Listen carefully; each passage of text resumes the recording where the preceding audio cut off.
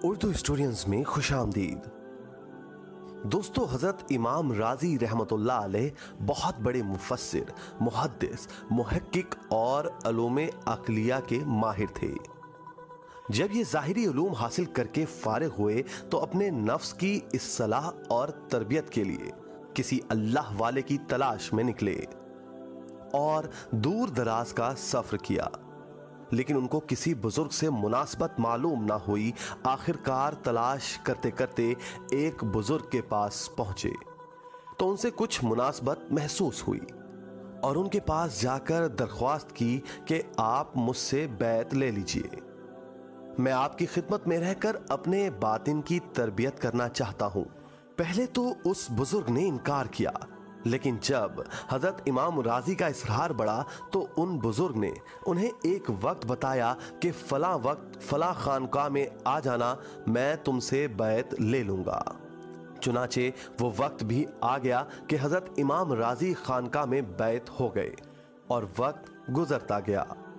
यहां तक कि एक वक्त आया कि इमाम राजी के जमाने में दहरियों का बड़ा जोर था और ये मुनकरीने खुदा ये चाहते थे कि अक्ल के जरिए अल्लाह ताला के वजूद को साबित ना किया जाए। इमाम राजी के पास अल्लाह ताला के वजूद को अक्ल से साबित करने के 100 दलाइल मौजूद थे। जब किसी दहरिये से मुनाजरा फरमाते तो 10-15 दलाइल के जरिए ही वो दहरिये घायल हो जाते थे। दोस्तों, इत्तफाक से इमाम राजी के पीर की जिंदगी ही में इमाम राजी का इंतकाल का वक्त करीब आ गया। इंतकाल के वक्त शैतान इमाम राजी के सिरहाने आकर बैठ गया। शैतान ने आकर इमाम राजी से कहा कि बताओ कि अल्लाह का वजूद है या नहीं। इमाम राजी ने फरमाया कि क्यों नहीं, वजूद तो है ही। शैतान ने कहा कि तुम्हारे पास क्या दलील है।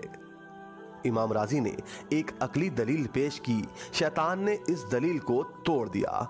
इमाम राजी ने दूसरी दलील दी, शैतान ने उसको भी तोड़ दिया। इस तरह 10 दलीलें दी, शैतान ने सबको तोड़ दिया।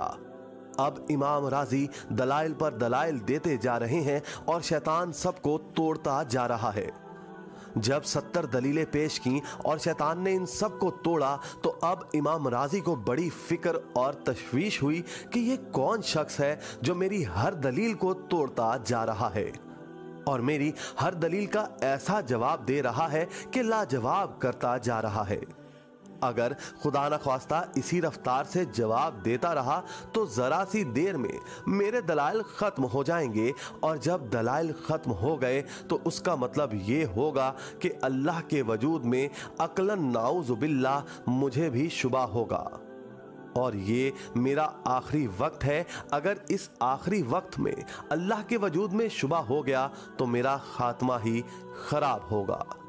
चुनाचे इमाम राजी ये सोचकर और परेशान हो गए, यहां तक कि आपने 99 दलीलें दी और शैतान ने 99 की 99 दलीलें तोड़ डाली और इमाम राजी पसीना पसीना होकर उठ खड़े हुए कि ये क्या माजरा है।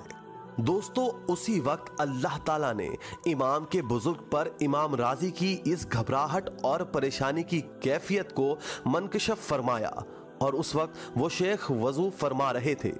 उनके हाथ में पानी का लोटा था। इसी हालत में वो लोटा उन्होंने जमीन पर मारा और कहा, ए राजी, यूं क्यों नहीं कह देता कि मैं अल्लाह ताला को बगैर किसी अकली दलील के मानता हूं। अल्लाह ताला ने उस बुजुर्ग के ये अल्फाज इमाम राजी के कान में पहुंचा दिए। जब उन बुजुर्ग की आवाज इमाम राजी के कान में आई तो इमाम राजी ने फौरन ये लफ्ज अपनी जुबान से कह दिए। बस ये कहना था कि शैतान फौरन वहां से उठकर भाग गया, इसलिए कि इस दलील का कोई जवाब ना था जिसको वो तोड़ता। इस दलील को कोई तोड़ ही नहीं सकता कि मैं बिला दलील अल्लाह को मानता हूं, आखिरत को मानता हूं, जन्नत और दोज़ख को मानता हूं। बस ये अल्फाज कहे और उसके बाद इमाम राजी का इंतकाल हो गया और नेक ताल्लुक की बरकत से अल्लाह ताला का फजल हुआ कि उनका खात्मा ईमान पर हुआ। दोस्तों, हमें भी चाहिए कि हम अल्लाह से पनाह मांगें और हमें अल्लाह ताला नफ्स और शैतान के शर से महफूज रखे। और हमें किसी न किसी अल्लाह वाले का दामन थामना चाहिए ताकि उसकी खिदमत और सोहबत में रहकर इंसान अपने आमाल की भी इस्लाह कर सके, अपने इखलाक की भी इस्लाह कर सके और अपने ईमान की भी हिफाजत कर सके। अल्लाह ताला नेक बंदों की खिदमत, अल्लाह के रास्ते में आने वालों की खिदमत करने की तौफीक अता फरमाए। अल्लाह हम सब का खात्मा ईमान पर फरमाए, आमीन या रब्बल आलमीन। आज की वीडियो में बस इतना ही। उम्मीद है आज की वीडियो से आपको कुछ नया सीखने का मौका मिला होगा।